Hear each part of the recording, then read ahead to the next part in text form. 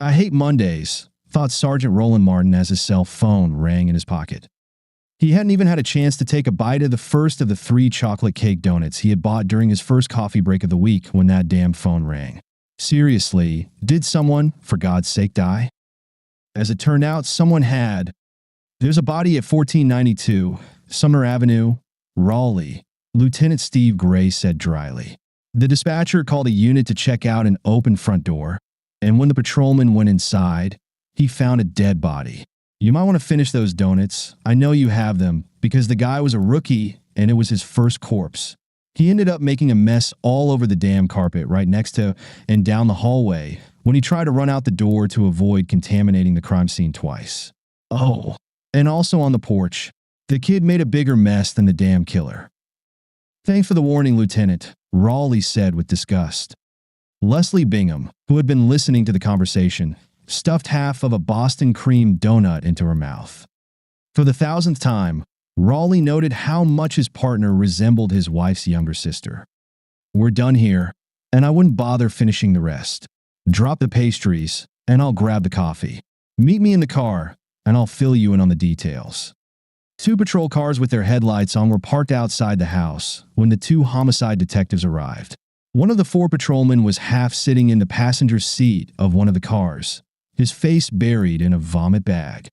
Tell that damn guy he'll owe me for dry cleaning if I get my clothes messed up with his puke, Raleigh said to the second patrolman standing nearby. Carefully stepping over a pile of vomit on the porch, Raleigh and Bingham cautiously entered the house and headed towards the bedroom where the body was found. Inside the bedroom, 2 more patrolmen were holding handkerchiefs to their noses to block out the stench coming from the vomit. The victim is Leonard McAllister, a 28-year-old unmarried artist who has lived in this house for about 2 years after moving here from Portland, Oregon. 1 shot to the back of the head. Looks like a .22 caliber fired at close range, probably by someone the victim knew and trusted, reported the senior patrol officer at the scene, Sergeant Bill Ford, an experienced cop who knew his job, Raleigh thought. It doesn't look like anything was taken.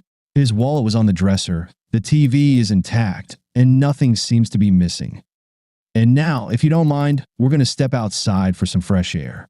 Call us if you need anything else. Raleigh nodded, and Bill Ford, along with the remaining officer, quickly stepped out the door. Bingham began photographing the crime scene while Raleigh wandered around the house. He was somewhat surprised to find 2 types of shampoo and 2 types of conditioner in the shower, 1 set for men and 1 for women. In fact, he absently noted that one of the shampoo and conditioner sets was the same brand his wife used. Definitely, a woman stayed here from time to time, he shouted to Bingham when, as a result of further searches, a woman's comb and a bottle of perfume were found in the bathroom cabinet. Probably an older woman, judging by the perfume. I buy this for Sandy, and the girl in the store told me that almost no one under 40 buys it. He removed some light-colored hairs from the brush and placed them in a plastic bag for DNA analysis. He put the brush in another bag so the lab could check for fingerprints. Raleigh had worked on this job for 22 years and was good at what he did. His instincts led him back to the bedroom, where he began checking various drawers and the closet. He noted that one of the drawers contained some women's underwear, and in the closet there were several pieces of women's clothing, enough for a few days of changing outfits. There was an ugly yellow tracksuit, resembling that hideous banana color his wife used to wear around the house before she finally got rid of it to end her husband's displeasure. Raleigh stood still for about a minute and realized he had stopped breathing when he looked at the tracksuit. He reached into the closet, took the suit off the hanger, and examined it carefully when Bingham interrupted his thoughts. Whoever she is, she doesn't have very good taste, Leslie remarked. Yeah, whoever came up with this should be punished, Raleigh quickly joked to hide his thoughts.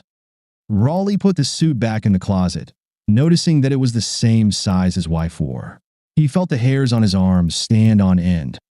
Maybe you should step outside for a few minutes, Raleigh. You look as pale as a ghost, Bingham said. Yeah, good idea. I'll be back in 5 minutes. Carefully watching where he stepped, Raleigh walked out onto the street, his mind racing in 18 different directions at once. He was certain that what he had seen in the house was the end of his 27-year marriage, though he thought clearly enough to first check the fingerprints. He would take something of Sandy's from home and give it to the fingerprint specialists. He would do this before the end of his shift. 27 years gone in the blink of an eye, Raleigh thought to himself. Damn, he loved her. She obviously didn't love him, or if she did, it wasn't very devotedly. He felt a wave of nausea rising from the depths of his stomach. He bent over and vomited the remnants of last night's dinner onto the ground. I've never seen you do that before, Raleigh, but I don't blame you. That was pretty disgusting, Leslie said, approaching. Raleigh was embarrassed by the vomiting, even if it wasn't for the reason Bingham thought. He couldn't bring himself to tell her about it right now, even though they talked about almost everything that happened in their lives. As he had expected, Raleigh got the answer he didn't want before the end of his shift. He knew he had to recuse himself from the case and went to see his commander. I have a big problem, Lieutenant, Raleigh said as he entered the commander's office. It seems my dear wife has been cheating on me with the dead guy for quite some time, long enough for her to have some clothes and other belongings at his house. Gray's head snapped up from the papers he was reviewing as if on a spring, and he stared at his subordinate, mouth agape. Even though Raleigh had anticipated this reaction, he still blushed deeply. I compared the fingerprints on the comb I found at his house with those on some of Sandy's things from home. Bingo. She had clothes and other stuff there. Damn, I never had the slightest clue. I guess tonight I'll find out how long this crap has been going on. I'm sorry, Raleigh. Truly, Gray said. Do you think she killed the guy? The ballistics test might not be done until tomorrow. Bill Ford said he thinks it's a .22 caliber. Does Sandy have a .22? Damn, she does. I'll find it and bring it in later. If it turns out to be that .22, you guys can breathe a little easier, Raleigh said. Do I think she killed the guy? If you'd asked me yesterday, I would have said there's no way she could kill anyone, but I also would have said there's no way she could ever cheat on me. Obviously, I'm a complete idiot, boss. You know we have to bring her in for questioning. Do you want me to send a couple of uniformed officers to your house, or will you bring her in yourself? I think it would be better if I do it, boss. Although it might take me a little time, we need to talk about a few things, Raleigh said. Sandy was surprised when she pulled into the driveway and saw her husband's car already there. This was a rare occurrence and usually only happened if she was running late at her job as a real estate agent.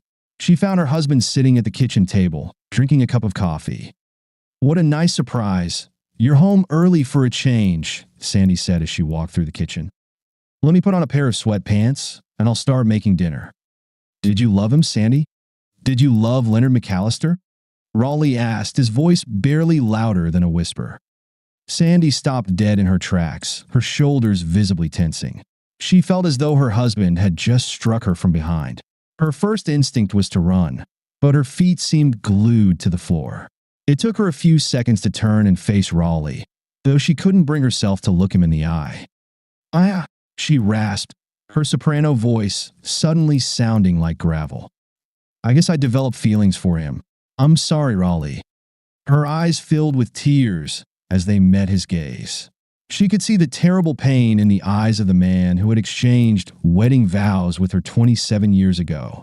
She walked over on shaky legs and sat down at the table next to her husband. How long has this crap been going on? He hissed. About 2 years. I showed him a few houses when he moved here, and we just kind of hit it off. It just happened, she replied. 2 damn years. It just happened, he repeated quietly. Like you were showing him a house. All your clothes fell off, and you tripped and landed on his damn tool? Because that's totally believable. The woman began to study the wooden surface of the table intently. Her husband had never spoken to her like this before. She wanted to cry, but she was suddenly afraid of how he might react. We would meet sometimes during the day, sometimes in the evening when you were working late. His schedule was pretty flexible, and you know most of my hours are flexible, she explained. His schedule isn't so flexible anymore, Sandy. He's in the morgue now with a bullet hole in the back of his head, and you're our #1 suspect. Raleigh had to reach out and grab his wife's hand to keep her from falling off the chair onto the floor when her eyes rolled back and she lost consciousness. He lifted her from the chair and carried her to the sofa in the living room. Sandy came to, sobbing, while Raleigh stood nearby. He noted that the fainting seemed real enough, but so did her act of being a loving wife for the past 2 years while she was sleeping with another man. You know I didn't kill him. You know I couldn't do something like that. Don't you, Raleigh? She pleaded. Until this morning, I would have agreed. But if you could cheat on me with another man for 2 years, I think you were capable of much more, a lot more, he replied. Right now, I don't trust you at all. The tears flowed even harder. Raleigh snorted, growing angrier by the minute. He had so many questions, he almost didn't know where to begin. When was the last time you saw that jerk, Sandy? He growled. Are you going to interrogate me as a suspect? In our own home? She squeaked uncertainly. At this point, yes. Because I'm not going to look like a completely clueless fool when we get to the station. Now answer my damn question, you wretch. She recoiled again at his harsh words. We were together Friday night while you were at work. But he was very much alive when I left around 11. Why would I kill him?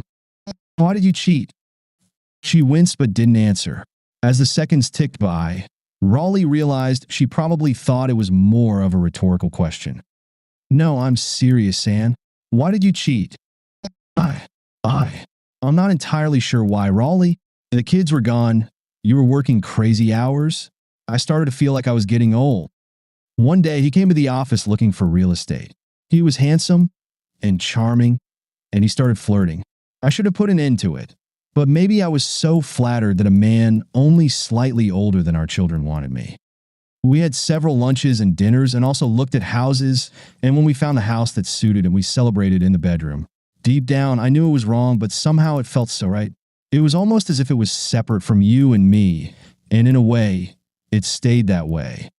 And he was a young guy, so most of the time we could do it twice every time we got together for a few hours. Enough.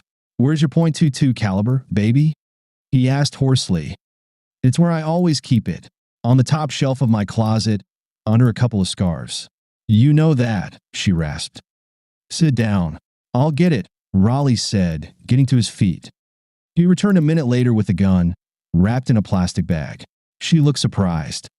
What are you? She began before he interrupted. This gun was fired recently. What the hell? He shouted. Her mouth opened, but she couldn't speak. Get in the car, Sandy. It's time to go. Call Bob Leacher on the way there. Sandy sat in the passenger seat while Raleigh drove to the police station. She could feel the waves of anger radiating from him. You have clothes and toiletries at his place. Raleigh hissed about 10 minutes into the silence.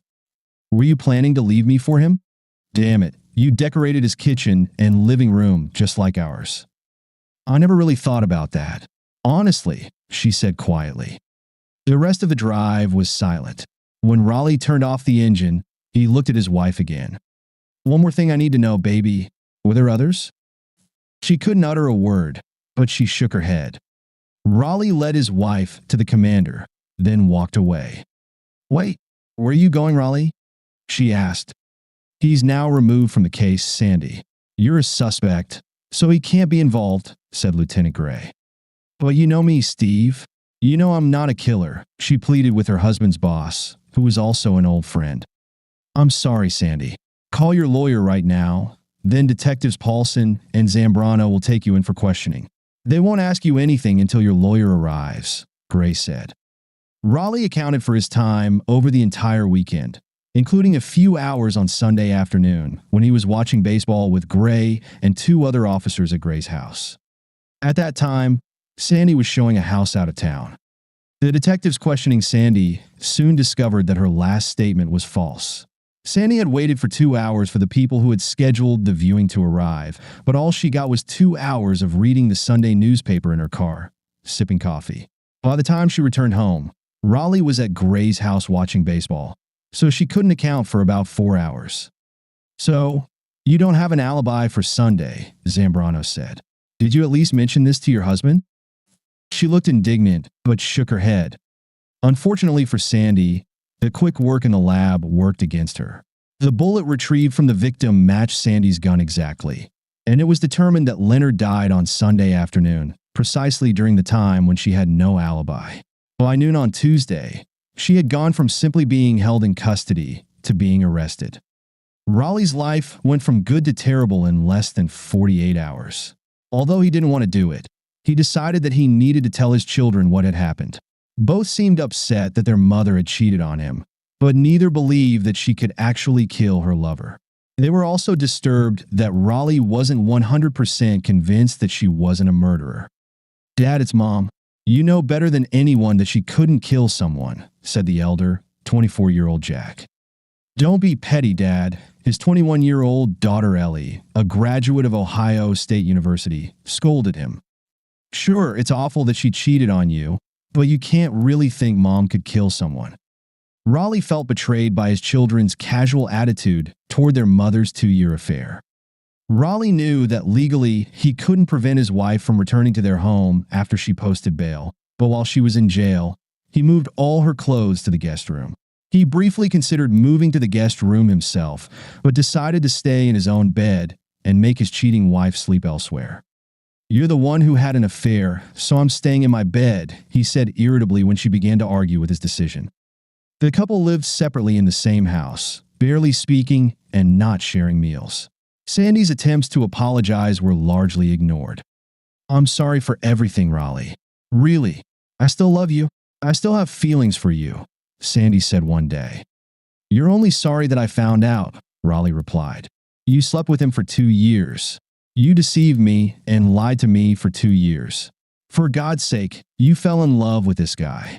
How can you possibly care about me? Feel sorry for hurting me? Maybe I was an ignorant, gullible fool, but I've pulled my head out of the sand. You can't do what you did to me and still tell me you have feelings for me. Maybe pity at best. I have no idea if you killed him, but you certainly killed me, you adulteress." At Sandy's request, the children came home for a couple of weeks. They were shocked by their father's cold treatment of their mother. "Dad, Mom is going to be tried for murder, and all you can think about is that she cheated on you," Ellie said sharply. "I think you should put the affair aside until the trial is over, and then worry about your marriage. She might end up in prison for a long time, Dad." "Doesn't it bother any of you that the guy she cheated with is the one who got killed? I can't just ignore that. She cheated on me for 2 years, kept clothes at his place, and she loved him. And it really looks like she killed him. A lover's quarrel? I don't know, but her problem with him is also her problem with me. Am I supposed to blindly support her after she's had an affair for the past 2 years?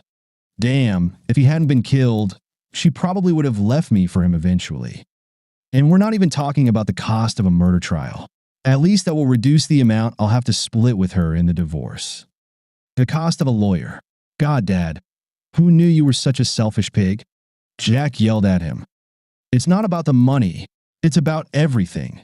The betrayal, the lies, the deceit, her sex. The fact that she slept with another man for 2 years because he said sweet things to her when she felt old and vulnerable. My words didn't mean a damn thing to her, but this young bastard talks nicely to her, and she sleeps with him for 2 damn years. God," Raleigh said. A few days later, things kept getting worse for Sandy.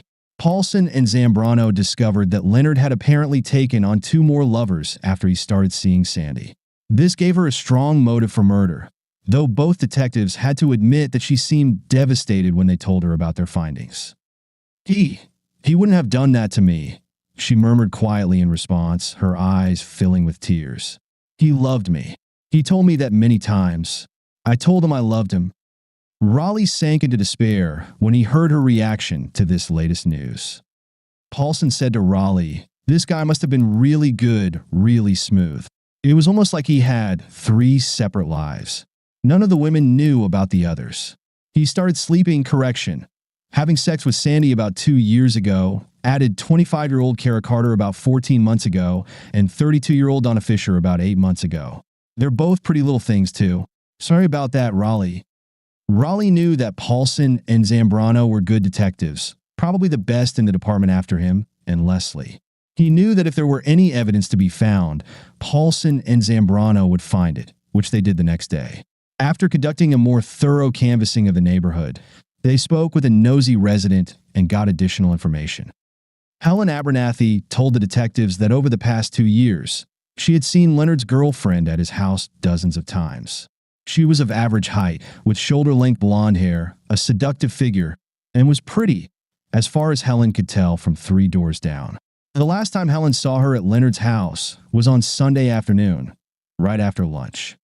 The two detectives knew Raleigh's wife. Helen Abernathy's description of Leonard's girlfriend matched her perfectly. The new information was that she had been at his house on Sunday afternoon, which coincided with the time of the murder.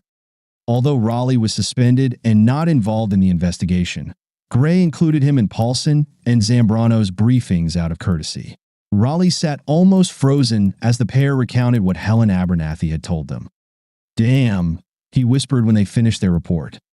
"She had motive, means, and opportunity." The other 3 men in the room quietly nodded in agreement. "Even though I had doubts about whether she was really capable of killing someone, this looks really bad, gentlemen," he said. During another interrogation, Sandy again denied seeing Leonard on Sunday afternoon. "I told you I was waiting for clients for a showing. They never showed up. I sat in my car and read for 2 hours before leaving," she insisted angrily. "Then how is it that one of Mr. Leonard's neighbors saw you at his house on Sunday afternoon, shortly after noon?" "She's mistaken. I wasn't there. She knows exactly what you look like, having seen you over the last 2 years. She picked your photo out of a lineup," Zambrano said. No, no. "This can't be happening," Sandy shrieked. Sandy was terrified when she returned home. Her lawyer had explained to her what a murder conviction would mean, and unless the police suddenly found something that pointed to someone else. "Seriously, Raleigh, I didn't kill that two-faced jerk," she wailed. "I didn't know he was cheating on me.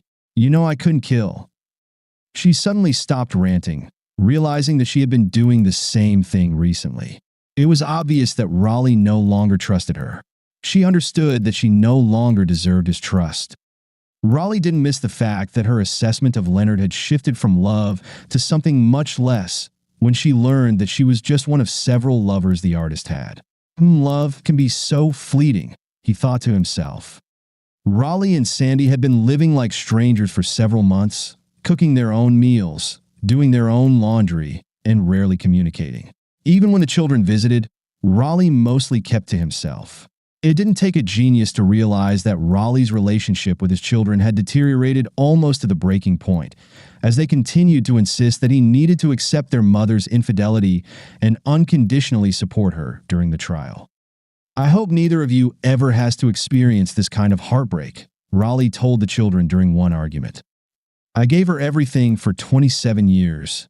At some point, my love wasn't enough for her, and she found someone else, but apparently couldn't figure out how to tell me or get rid of me."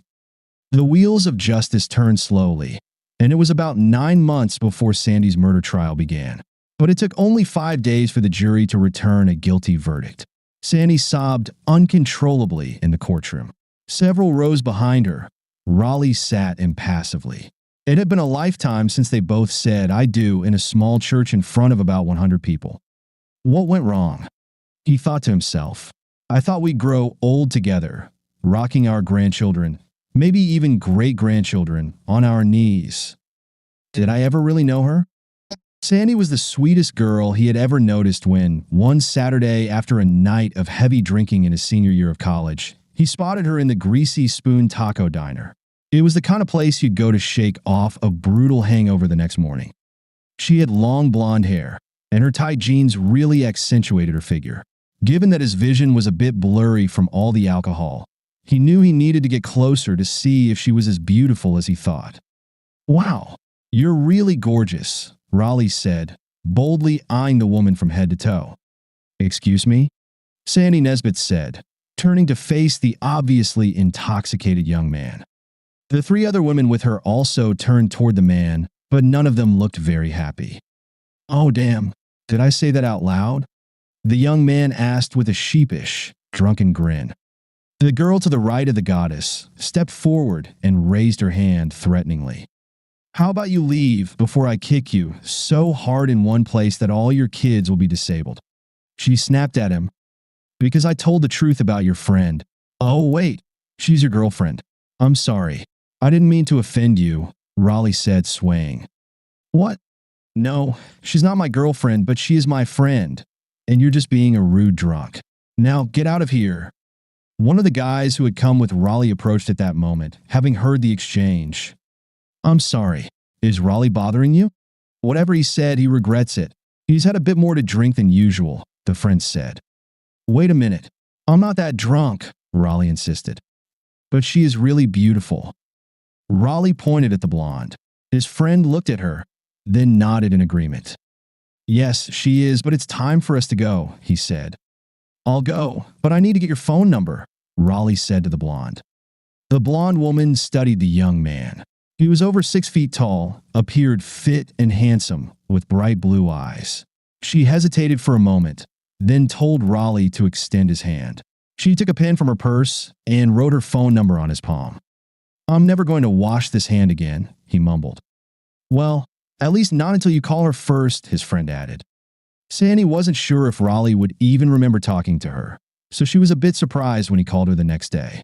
Although he hadn't made much of an impression on her the previous night, she remembered that he seemed infatuated with her in his drunken state. The night before, she had admitted to her friends that she found him attractive, and honestly, what girl can resist a cute guy who's willing to make a fool of himself to impress her? She agreed to go on a date the following Friday night. They became intimate on their 4th date. They got married about a year later. Like any couple, they had their ups and downs, but Raleigh never suspected that his wife was unhappy with him or their marriage. He wouldn't have been happy if she had said she wanted a divorce, but at least it wouldn't have been betrayal, and she wouldn't have had to cheat on him for 2 years, Raleigh thought.